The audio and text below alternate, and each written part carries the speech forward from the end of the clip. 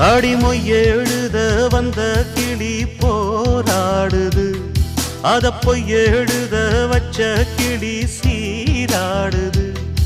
இதில் யார சொல்லி குத்தம் என்ன, எல்லாம் நேரம்தான்.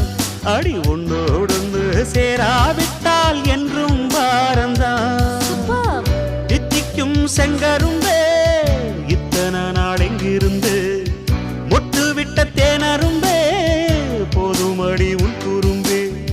விட்ட கூரையோ தொட்ட கூரையோ இந்த உறவு என்ன முறையோ.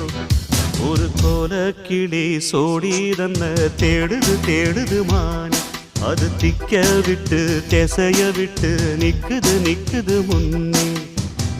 இப்ப வருமோ எப்ப